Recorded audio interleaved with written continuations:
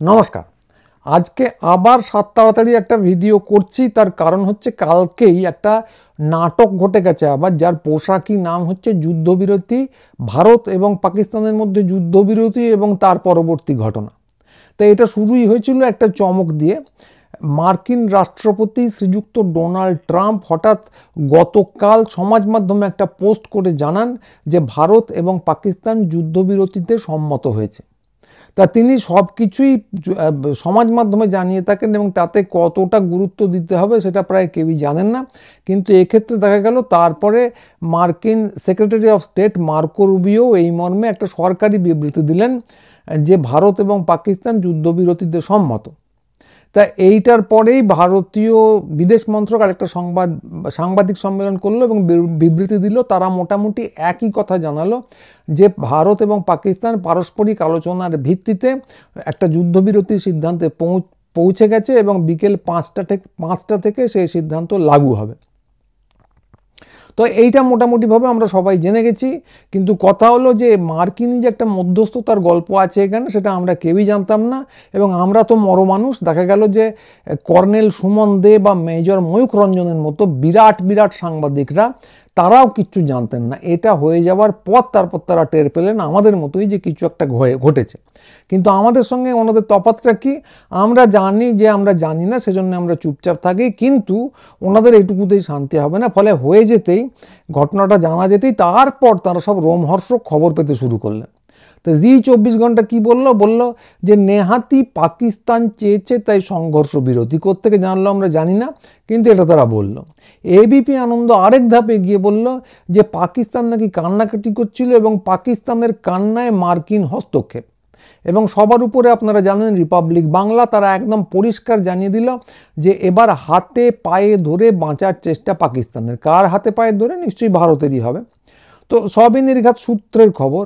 এগুলো পড়লেই এতে জিজ্ঞাসা করার ইচ্ছে হয়, উচিত যে ভাই আপনাদের সূত্র যদি এতই সুপারম্যান, তো সে জাঙ্গিয়াটা প্যান্টের নিচে পড়ে না কেন? অর্থাৎ কিনা ঘটে যাবার আগে খবরগুলো পায় না কেন? কিন্তু সে আর কে জিজ্ঞাসা করবে? এমনিতেও জিজ্ঞাসা করা খুব মুশকিল, কিন্তু এখানে তার আগেই ঘটে গেল রোমাঞ্চকর ব্যাপার। যুদ্ধবিরতি শুরু হতে না হতেই জানা গেল সেটা ভেঙে গেছে এবং সেটা আবার গদি মিডিয়া ভেঙে দিল। কৃতিত্বটা গদি মিডিয়ার। কীভাবে ভাঙলো না, সেখানে দেখা গেল চারদিকে উড়ন্ত মিসাইল, গোলাগুলি, পাকিস্তান সীমান্তে পাকিস্তানের চূড়ান্ত আক্রমণ। সে এক ভয়ঙ্কর ব্যাপার। গদি মিডিয়া এবার চিৎকার করতে শুরু করলো যে পাকিস্তান নামক বিষধর সর্বকে বিশ্বাস করাই ভুল হয়েছে, দখল করে নিলেই ঠিক হতো। তা দখল তো দুদিন আগেই তারা করে ফেলেছিলেন। করাচি থেকে ইসলামাবাদ, লাহোর থেকে উত্তরে বালুচিস্তান পর্যন্ত সবই দখল হয়ে গিয়েছিল। তো হঠাৎ করে কেন আবার দখল করার প্রশ্ন আসছে, তা এটা বোঝা গেল না। আগের দিন তাহলে খবরটা কি ঠিক ছিল না? তো এও বোঝা গেল না যে যারা হাতে পায়ে ধরে কোনো মতে একটা যুদ্ধবিরতি আদায় করে, তারা হঠাৎ সেটা ভেঙে ফেলতেই বা লাফাবে কেন? তো পাকিস্তান একটা সম্পূর্ণ ব্যর্থ রাষ্ট্র, এ নিয়ে কোনো সন্দেহ নেই। তারা যা খুশি করতে পারে, এ নিয়েও কোনো সন্দেহ নেই। কিন্তু আপনি যদি ভিখিরি হন তাহলে, এবং আপনি যদি ভিক্ষে করে 2 টাকা দাও 2 টাকা দাও বলে 2 টাকা আদায় করেন, তাহলে খামোখা 2 টাকাটা ছুঁড়ে ফেলবেন কেন? এটা বোঝা গেল না। তারা যদি হাতে পায়ে ধরে যুদ্ধবিরতিটা আদায়ই করলো অন্যের করুণাবশত, তাহলে সেটা খামোখা ছুঁড়ে ফেলবে কেন? পাকিস্তান একটা ব্যর্থ রাষ্ট্র, কিন্তু তার তো মাথায় গোলমাল না। কিন্তু এইসব প্রশ্ন কে করবে? যুক্তির কথা যদি আপনি বলেন, সেক্ষেত্রে তো এই কর্নেল সুমন দে কিংবা মেজর কুসুম রঞ্জন হওয়া যাবে না। তা আগের দিনই, এই প্রসঙ্গে বলে রাখা ভালো যে আগের দিনই খুব হেসে হেসে কর্নেল সুমন দে জানাচ্ছিলেন কীভাবে গোটা পাকিস্তান দখল হয়ে গেল। এবং একটা পর্যায়ে এলো যখন উনি খুব হেসে বললেন যে কিভাবে একটা ছোট্ট ওয়াশরুম ব্রেকের মধ্যেই একজন ওনার অতিথি নিয়েছিলেন, তার মধ্যেই পাকিস্তানি সেনানায়ক বিপুলভাবে বদলে গেল। তো সেটা প্রসঙ্গটা যাওয়ার আগে ছোট্ট একটা ক্লিপ টুক করে দেখে নিন। লড়াই করতেছে, এতটাই পর্যদস্ত হয়েছে যে তাকে তার পদ থেকে সরিয়ে দেওয়া হচ্ছে বলে খবর আসছে। একেবারে অতর্কিতে আমাদের সঙ্গে থাকো। শুধুমাত্র সেনা প্রধানকে সরিয়ে দেওয়া হচ্ছে। এই মুহূর্তে দেখতে পাচ্ছেন করাচির ছবি, একেবারে ধ্বংসাবশেষে পরিণত হয়েছে করাচি। আমি বলছি একটা রাষ্ট্র কতটা আনস্টেবল হলে কর্নেল দাস আপনি ওয়াশরুমে গেলেন আর এলেন, তার মধ্যে শামসাদ মির্জা সেনাপ্রধান হচ্ছেন আর বর্তমান সেনাপ্রধান জেলে চলে যাচ্ছেন। তো এই ছিল সেই ক্লিপ যেখানে উনি খুব হেসে বলছেন যে ওয়াশরুমের ব্রেকের মধ্যেই সেনানায়ক কীভাবে আমূল বদলে গেল পাকিস্তানের। আদৌ কি বদলেছে এই প্রশ্ন এখন আর করবেন না, কিন্তু আমরা এর পরে আরেকটা ছোট্ট ক্লিপ দেখাবো যেখানে উনি পরের দিন ঠিক কি বলছেন ফেক নিউজ নিয়ে, একবার টুক করে দেখে নিন। বলছি যে সোশ্যাল মিডিয়া দয়া করে চেক না করে বিশ্বাস করবেন না, লাগাতার মিথ্যে প্রচার অপপ্রচার চলছে, তার বিরুদ্ধে ফেক নিউজের বিরুদ্ধে কার্যত যুদ্ধ ঘোষণা করেছে ভারতবর্ষ। তো যুক্তি ছাড়ুন, আগের দিন ওই কথা বলার পর পরের দিন এই ভঙ্গিতে ফেক নিউজের বিরুদ্ধে যিনি গর্জে উঠতে পারেন, তো তিনি ঠিক কী জাতীয় ব্যাপার, কী জাতীয় মানুষ সেটা বোঝা খুব মুশকিল। কতটা নির্লজ্জ, কতটা বেহায়া এবং কতটা দোকান কাটা হলে এইরকম কাজকর্ম করা যায় পরপর দুদিন, সেটা আমার কল্পনার বাইরে। কিন্তু আমি তো সামান্য মানুষ, ওনারা তো মহাপুরুষ। কিন্তু আমার ব্যক্তিগত বিবেচনায় দুদিকের দুটো কানের একটাও যদি অবশিষ্ট থাকে তাহলে এই জিনিস কেউ করতে পারে না। ফলে এই সমস্ত যে পেড চামচা পরিবৃত এই সমস্ত সঞ্চালকদের এই যে প্রশ্ন, যৌক্তিক প্রশ্ন, এগুলো করার কোনো মানে নেই। তো একটা কাজই করা যায় যে এগুলোকে সম্পূর্ণ রকম অবিশ্বাস করা যায়। তো এক্ষেত্রে যাকে বলে ফর আ চেঞ্জ অবশ্য মনে হচ্ছিল যে বোধহয় ভুল করে একটা খবর ঠিক দিয়ে ফেলেছে। সত্যি সীমান্তে একটা গোলমাল চলছে এটা মনে হচ্ছিল, কারণ ওমর আবদুল্লাহ একটা টুইট করে লিখলেন যে আকাশে নানা রকম উড়ন্ত বস্তু, আলো, বিস্ফোরণের শব্দ এইসব শোনা যাচ্ছে শ্রীনগরে। বিদেশ মন্ত্রকের একটা সংযত বিবৃতি এলো তারপর, যেখানে পাকিস্তান যুদ্ধবিরতির শর্ত ভেঙেছে বলা হলো, তাদেরকে সতর্ক করা হলো। ঠিক কিভাবে ভেঙেছে সেটা অবশ্য বলা হয়নি। তো এই দুটোকেই অবিশ্বাস করার আদৌ কোনো কারণ ছিল না এবং এখনও নেই। বিবৃতি দুটো, একটা প্রত্যক্ষদর্শীর বিবরণ, আরও প্রত্যক্ষদর্শীর বিবরণ ছিল, এবং আরেকটা বিদেশ মন্ত্রকের সংযত বিবরণ। এই দুটোকে অবিশ্বাস করার কোনো কারণ নেই। কিন্তু এইটুকুতেই ছেড়ে দিলে এরা গদি মিডিয়া কেন? তাদের আবার তখন অ্যাড্রিনালিন চড়ে গেছে এবং দর্শকদের অ্যাড্রিনালিন চড়ানোর, টিআরপি বাড়ানোর একটা দায়ও তাদের আছে। তারা খুঁজে পেল মুহুর্মুহু আক্রমণ, আবার যুদ্ধ শুরু হয়ে যাচ্ছে, এই সমস্ত কিছু। তা ব্যাপারটা আসলে কি হয়েছিল সেটা আন্দাজ করা গেল অবশ্য একটু পরে। শ্রীনগরের এক সাংবাদিক, ইন্ডিপেন্ডেন্ট স্বাধীন সাংবাদিক, আর্মি সূত্রকে উল্লেখ করে লিখলেন যে বিস্ফোরণ আসলে কিছু হয়নি, কিছু ড্রোন, অবশ্যই সেগুলো পাকিস্তানি ড্রোন, আকাশে এসেছিল, তাদেরকে স্রেফ ধ্বংস করে দেওয়া হয়েছে ডিফেন্স সিস্টেমকে কাজে লাগিয়ে। তো একটু বাদে আন্তর্জাতিক সংবাদ মাধ্যম, আমি তখন পড়লাম MSN-এ, তারাও সেই রকমই জানালো। এবং তারপর কি হলো, গদি মিডিয়া আবার চুপসে লাট। এতক্ষণ তারা শয়ে বিস্ফোরণ খুঁজে পাচ্ছিল শ্রীনগরে, 1 ঘন্টা পরে আর একটাও খুঁজে পেল না। যেরকম ডিগবাজি তারা দিয়ে থাকে আর কি, তারা কি ক্ষমা চাইলো না, শুধু ডিগবাজিটুকু দিয়ে ছেড়ে দিল। তো যাই হোক, গদি মিডিয়াকে নিয়ে সময় নষ্ট করে লাভ নেই। সব মিলিয়ে যেটা বোঝা গেল যে এই ড্রোন দিয়ে পাকিস্তানি রাষ্ট্রবাস সৈন্যবাহিনী যাই বলুন, তারা অতি অবশ্যই ভারতের আকাশসীমা লঙ্ঘন করার চেষ্টা করেছিল এবং লঙ্ঘনও করেছিল, চেষ্টা শুধু নয়। এবং পাকিস্তানের কাছে এই অদ্ভুত আচরণের, এই অমার্জনীয় আচরণের জন্য জবাবদিহি চাওয়া অবশ্যই উচিত। কারণ যুদ্ধবিরতি একটা ইয়ার্কির বিষয় নয়, ঠাট্টা ফাজলামের বিষয় নয় যে আমি অস্ত্র নিয়ে যাই বা না যাই, একটা আকাশসীমা পার করে ড্রোন পাঠিয়ে দিলাম, তারপর মজা দেখতে লাগলাম, দেখ কি হয়। এই ফাজলামির জিনিস আন্তর্জাতিক চুক্তি, আন্তর্জাতিক বোঝাপড়া এগুলো নয়। এই জন্যে বিদেশ মন্ত্রক তাদেরকে হুঁশিয়ারি দিয়েছেন, সেটা ঠিক মাপ মতো, একদম পরিমাপ মতো হুঁশিয়ারি দিয়েছেন, একদম ঠিক করেছেন। এবং তাদের কাজকর্ম যেমন সংযত এবং ঠিক মাপে মাপ, এটা আবারও বলবো, এই জন্য তাদের প্রশংসা প্রাপ্য। ওমর আবদুল্লাহ যে টুইট করে আশঙ্কা প্রকাশ করেছিলেন ব্যক্তিগতভাবে, সেটাও একেবারেই ঠিক করেছিলেন। কারণ প্রতিটি মানুষেরই আতঙ্কিত হবার অধিকার আছে। সমস্ত কিছু যদি ব্ল্যাক আউট হয়ে যায়, আকাশে যদি উড়ন্ত বস্তুরা ঘুরে বেড়ায়, বিস্ফোরণের মুহুর্মুহু শব্দ শোনা যায়, মানুষ তো আতঙ্কিত হবেনি, প্রত্যক্ষদর্শীর বিবরণ তো লিখবেনি। কিন্তু এই সব কিছুর পরেও কথাটা হচ্ছে আক্রমণ, এখনো পর্যন্ত যা বোঝা যাচ্ছে সেটা হলো আক্রমণ যাকে বলা হয়, সেটা কিছু হয়নি। আক্রমণ দুদিন আগে অবশ্যই হয়েছিল। আর্মি সূত্র, বিদেশি সংস্থা যেরকম জানাচ্ছে, তারাও ঠিক তাই বলেছে যে আগে আক্রমণ অবশ্যই হয়েছিল। এবং আপনাদের জানিয়েছি সেখানে বেসামরিক কিছু মানুষ মারা গিয়েছিলেন, কিছু সামরিক লোকজনও ছিলেন। কিন্তু গত রাত্রে সংঘর্ষ, যুদ্ধবিরতির পর যেটা হয়েছে সেটাকে খুব সম্ভবত সামরিক ভাষায় আক্রমণ বলা যায় না। এটা আমি বলছি খুব সম্ভবত, কারণ এটা কোনো খবর নয়, এটা আমার আন্দাজের ভিত্তিতে, সেটাও এখানে বলে দেওয়া উচিত।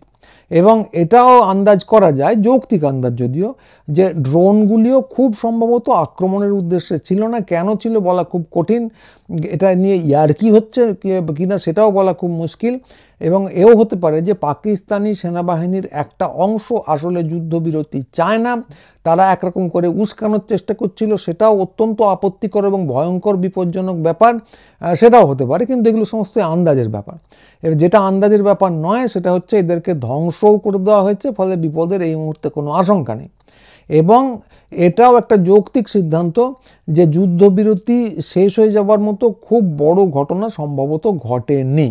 এই যে দু একটা কথা বললাম, এর মধ্যে বুঝতেই পাচ্ছেন কয়েকটা আমার আন্দাজ আছে, কয়েকটা যৌক্তিক সিদ্ধান্ত আছে, এইগুলো কিন্তু কোনো তথ্য নয়। তার আগে পর্যন্ত যা বলেছি প্রত্যেকটা তথ্য, কিন্তু শেষ দু একটা বাক্যের মধ্যে কিছু আন্দাজ ইত্যাদি আছে।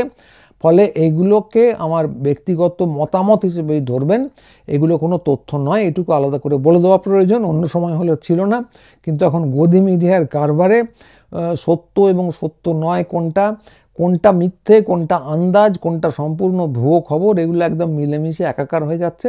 ফলে স্পষ্ট করে বলে দেওয়ার প্রয়োজন ছিল। এবং আমরা আরেকবার সামারিটা করে নিই যে ভারতীয় সেনা এবং বিদেশ মন্ত্রক এক্ষেত্রে যা করেছে একদম ঠিক করেছে। সেনা একদম কড়া হাতে হস্তক্ষেপ করে সমস্ত ড্রোনগুলিকে ধ্বংস করে দিয়েছে, তাদের এই জন্য অভিনন্দন প্রাপ্য।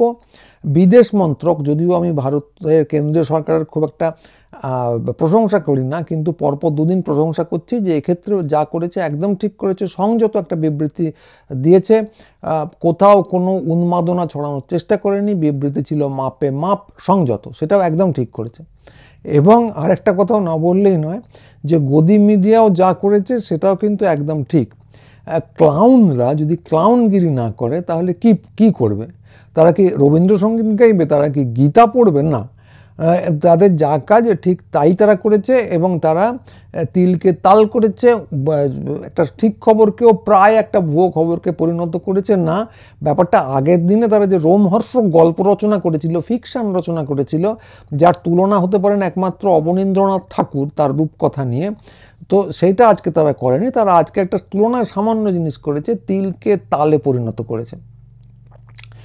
তো কিন্তু আমি যেটাতে একটু আবারও অবাক হয়েছি যে শিক্ষিত সমাজ তারা কি করলেন। অবশ্য বলতে হয় যে তারাও ঠিকই করেছেন।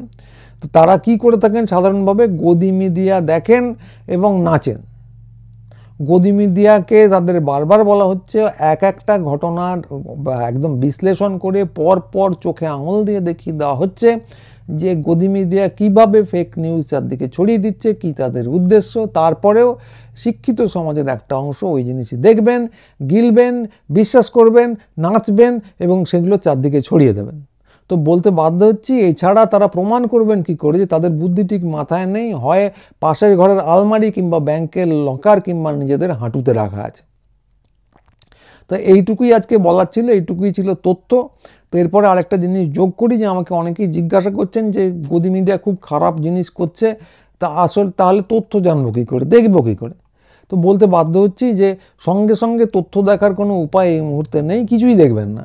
আমরা আগে প্রত্যেক মুহূর্তে যুদ্ধ বা অন্য ঘটনাকে রিয়েলিটি শোর মতো করে দেখতাম না।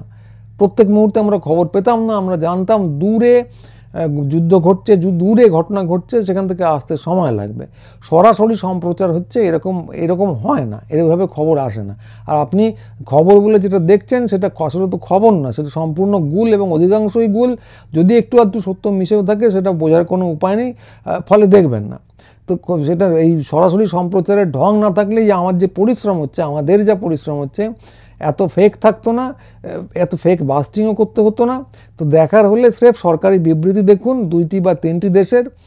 তারা যে সবসময় সদা সত্য কথা বলে তা নয়, সরকারি বিবৃতিতেও তাদের অবস্থান থাকে, ঢাকা চাপা দেওয়া থাকে। কিন্তু এই গদি মিডিয়া খবরের নামে যা করে দেখাচ্ছে তার থেকে অনেক সঠিক এবং কংক্রিট তথ্য পাবেন।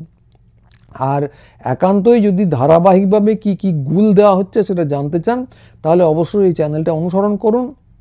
আর ভিডিও আসার আগে আমরা অবশ্যই সেগুলো লিখি, আমাদের সাইটটাও দেখতে পারেন। আমরা এই কাজটা দীর্ঘদিন ধরে করে যাচ্ছি। আরজি করার সময় যতটা পেরেছিলাম করেছিলাম, সেটা অনেকটাই পারা গিয়েছিল, প্রায় পুরোটাকেই কভার করা গিয়েছিল। কিন্তু এক্ষেত্রে যুদ্ধ, পররাষ্ট্রনীতি, অনেকগুলো দেশ জড়িত, অনেক একটা বড় ব্যাপার, বিপুল ব্যাপার, ততটা হয়তো পারা যাবে না, কিন্তু অনেকটাই পারা যাবে। কারণ এখানে তো শুধু আমরা একা নই, অল্ট নিউজ ইত্যাদিরা আছে যারা অত্যন্ত প্রশংসনীয় কাজ করছে, ফলে অনেকটাই পারা যাবে। অল্ট নিউজ দেখুন, আমাদের চ্যানেল দেখুন, আমাদের সাইট দেখুন, এবং এই ব্যাপারটা নিয়ে সচেতন থাকুন। তো আজকের বক্তব্য এইটুকুই।